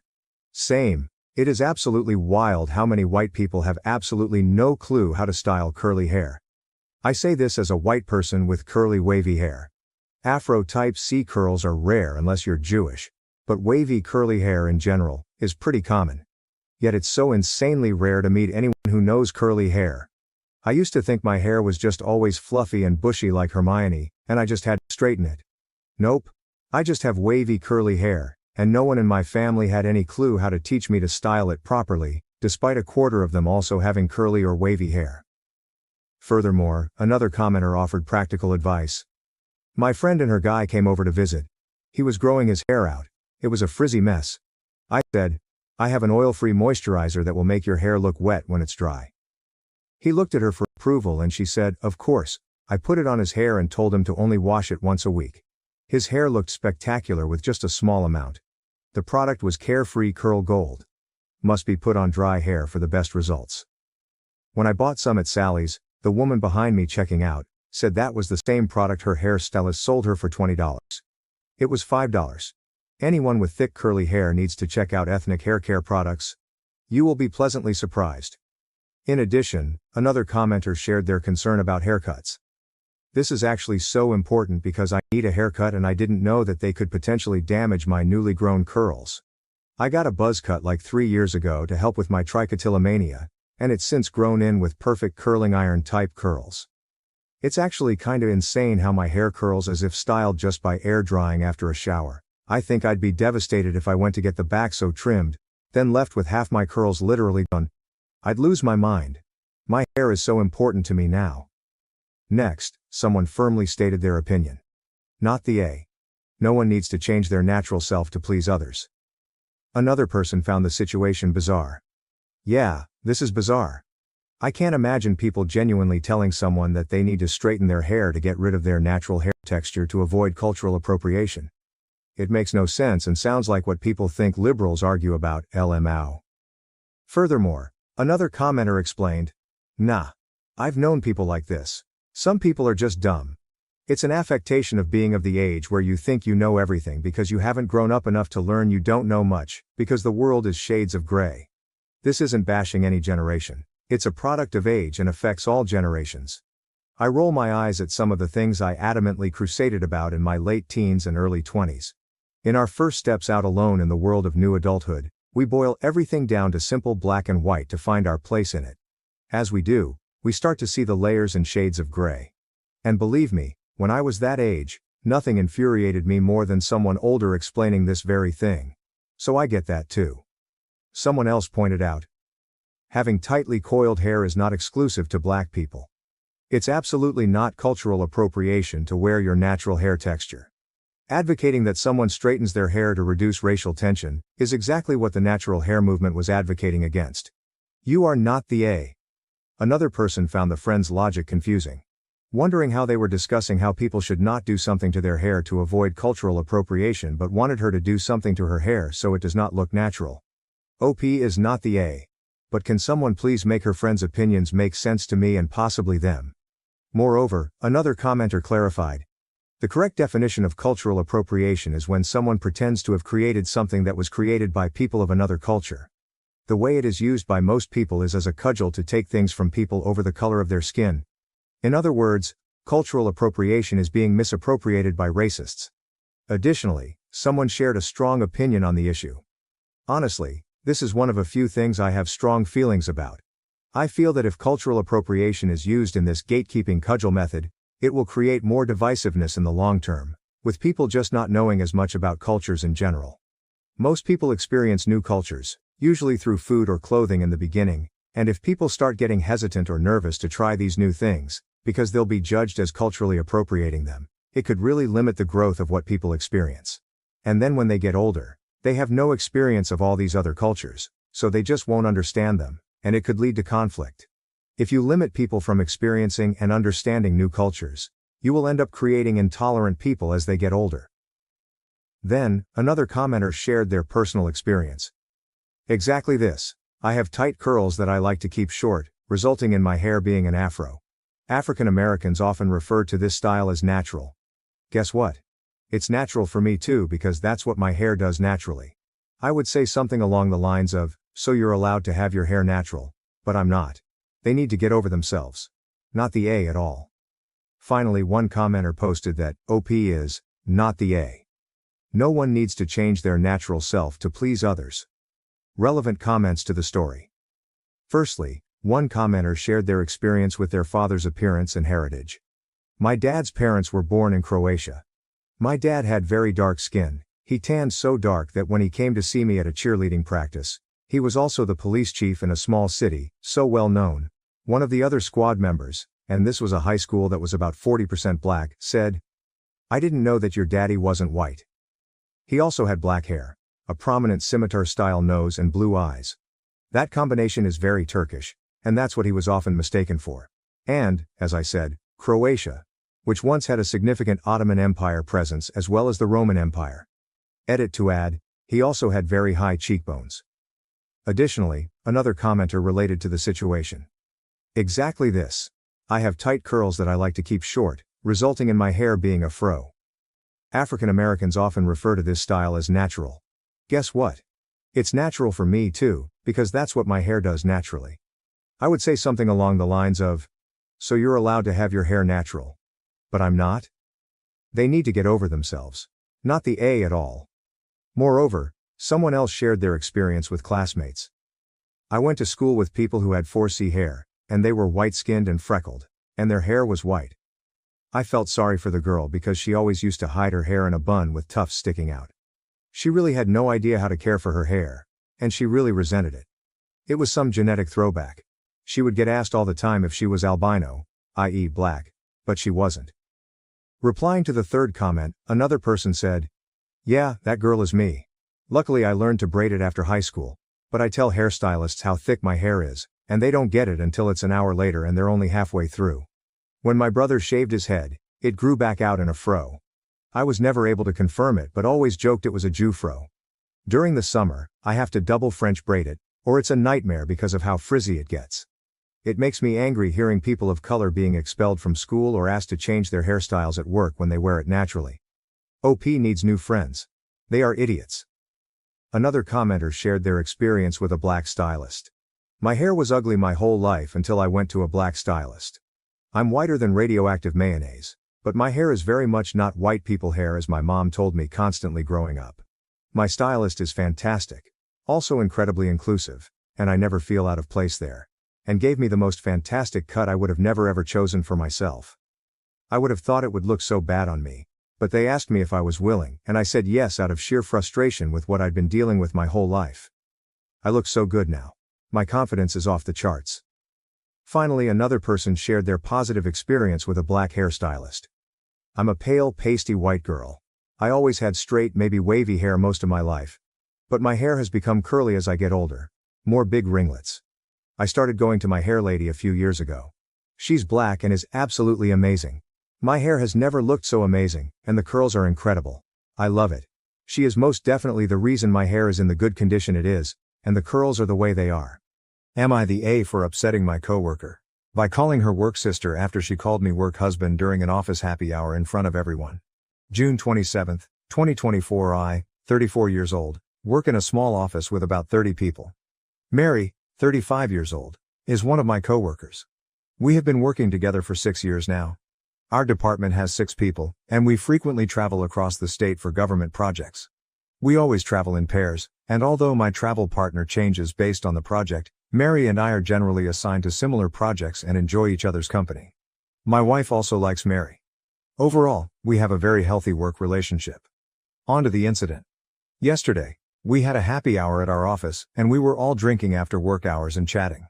A group of around 10 people stayed back. Mary was talking about how much we have traveled together in the last year. She was roasting me for my travel habits, like always forgetting stuff in my hotel room and being sweaty and stinky at breakfast because I go to the hotel gym. Everyone was laughing, and she made it sound like I was unbearable to travel with, all in good fun. I also shared some funny and sweet stories about her and agreed that I can be difficult to travel with sometimes. Mary came to me, hugged me tightly, and told me that she loves me and that I am her work husband. Although it was innocent on the surface, she might have been a bit drunk and didn't let go of her tight hug. I also hate that phrase because I have a wife whom I promise to be with forever, not just during non-working hours. After a few seconds, I started feeling uncomfortable and noticed a few people staring at us. To diffuse the situation, I gently took her hands off my shoulders and told her she was my work sister and that's why I love to annoy her so much. This upset Mary, and she left, went back to her desk and sobbed silently. I tried to apologize, but she expressed how embarrassing the whole situation was. She said she meant work husband in a platonic way, but calling her work sister made her sound like a creep in front of the office. She was also angry that I removed her hands from my shoulders while hugging.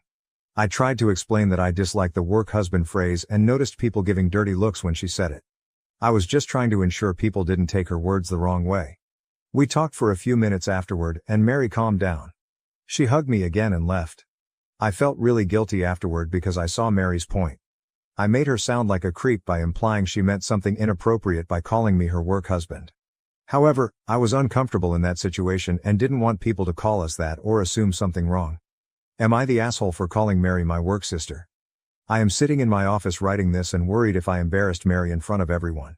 Relevant comments. Commenter 1. You're not the A. All too often, work spouses end up being inappropriately involved and you were trying to head off any rumors. Good on you. I think work sister is a much better term. Commenter 2. You didn't do anything wrong. Not the A. To my mind, she raises a red flag by being so upset about it. It meant more to her than it did to you. You may need to set a boundary of not traveling with her. Commenter 3. Not the A though, you're being far too generous. The reason why she jumped straight to thinking you were calling her a creep, because she knew what she was doing was inappropriate. Work husband is considered widely inappropriate now. She knows this. You responded correctly. You owe your actual wife loyalty. Mary needs to back off and act more of a professional. Commenter 4. Not the A. I think you were justified that whole time. Unfortunately, alcohol can make things awkward for everyone, but you were made uncomfortable by the extended hug, so you removing her arms from you was understandable. The problem right now is that Mary is only considering her own feelings and not thinking at all how her actions made you feel. She did think that such a public display of affection might make a married man uncomfortable. She's only thinking that you made her look like a creep. And let's be honest, she did kind of look like someone hitting on a married man after drinking too much. Commenter 5. Not the A. Work sister is 100% a compliment. Work husband is the stuff that will get a person reported to HR. Mary is waving bright red flags. You might want to get ahead of this now, all your colleagues are suspicious. No more being paired with Mary. Consider telling your wife before one of them does. Commenter 6. The best way to know that you needed to set a limit was her overreacting. Sobbing at her desk. It was time to stop it. If she tries to bring it up again, repeat what you said. She's a great co-worker, but you only have one wife, so you don't do the work wife jokes. Nothing personal, but it's not for you. If she brings it up a second time, you'll need to email your supervisor to get written documentation.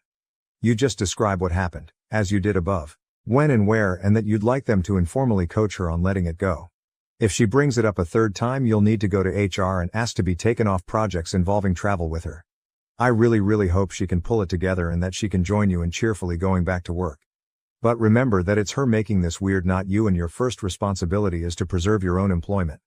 Commenter 7. Mary's point only is valid if Mary is humiliated by a sisterly relationship when she was going for more. The I love you, the long emotional hug not letting go, says OP needs to be paired with someone else on work trips for a while. And OP, shower before breakfast in public. Mary is not the only one who can smell your body odor or who has to sit in the chair you were sweating in. No one needs that much visibility into your body smells and fluids.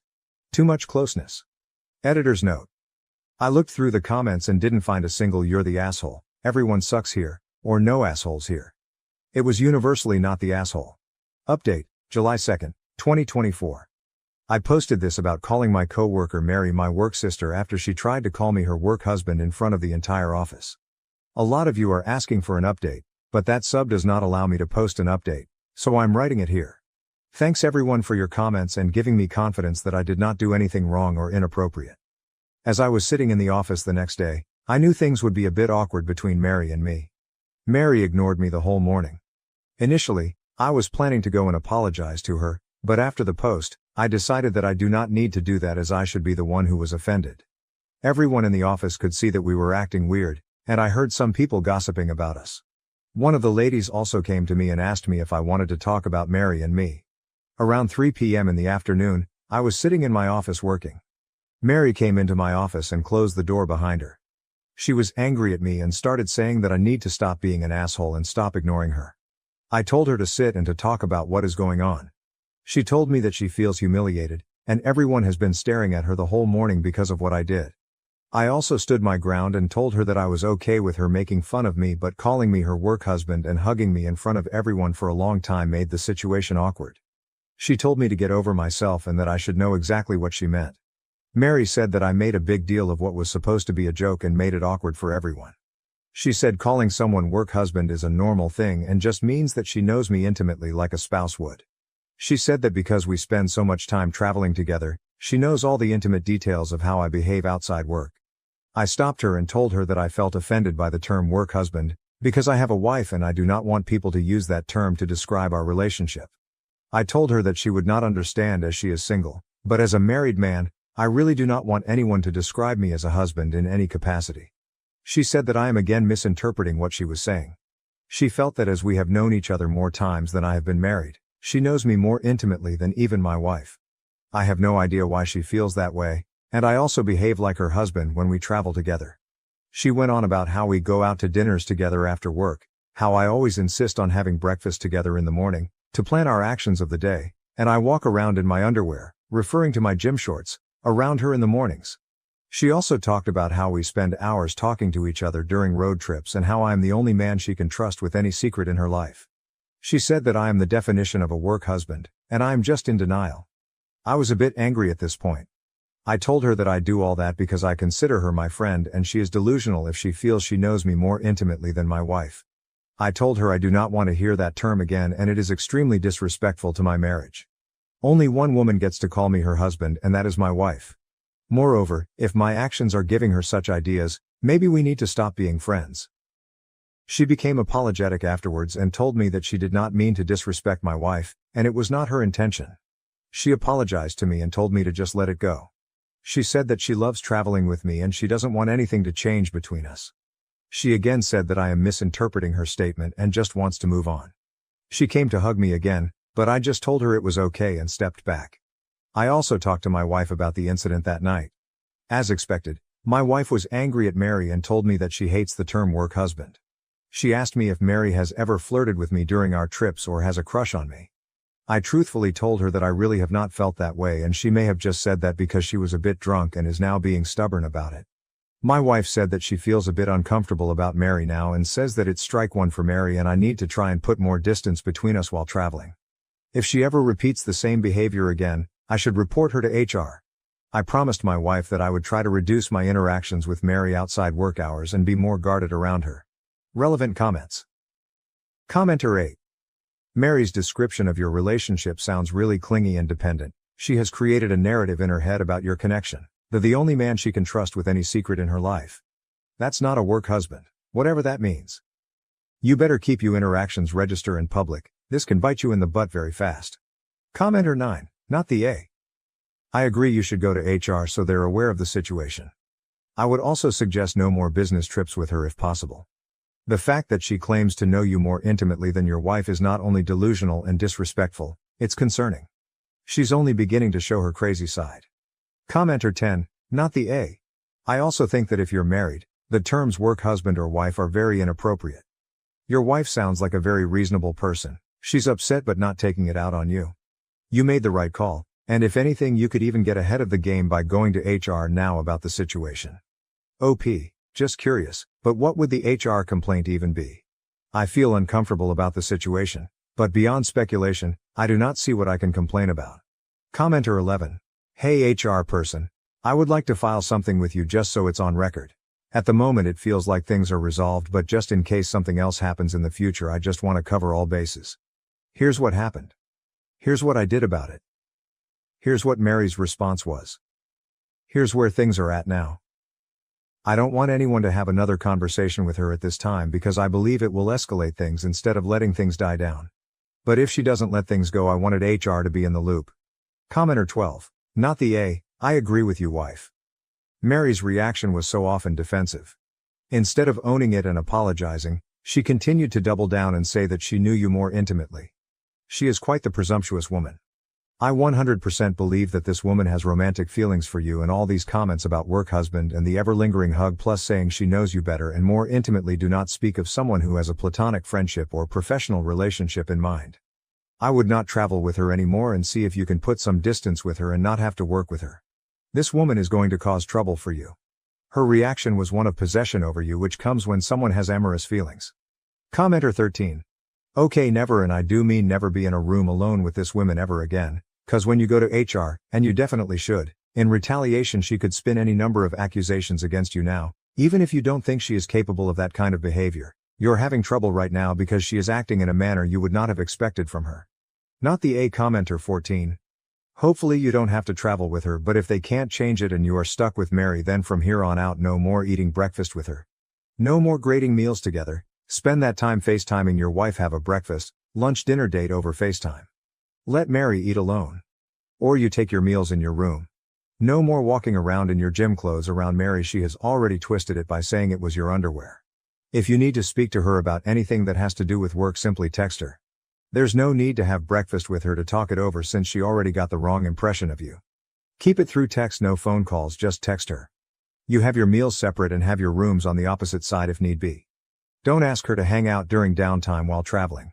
Let her do her and you keep to yourself. Hopefully your work will gladly change you both. Update, edited in post, 8 hours later. Thanks everyone for the comments and explaining the urgency of the situation. I discussed it with my wife and have set up meetings with my manager and HR today. I plan to not file a complaint, but document what happened last week and why it made me uncomfortable. I do not have any upcoming travels this week due to holidays, but have to travel next Tuesday with her to a worksite. I will discuss with my manager what my options are. However, I feel a little distance between Mary and me for some time would be the right solution for now. Editor's note, OP has reported the situation to HR, but he is traveling today according to the above update with her and there could be further issues, so I am marking this as ongoing.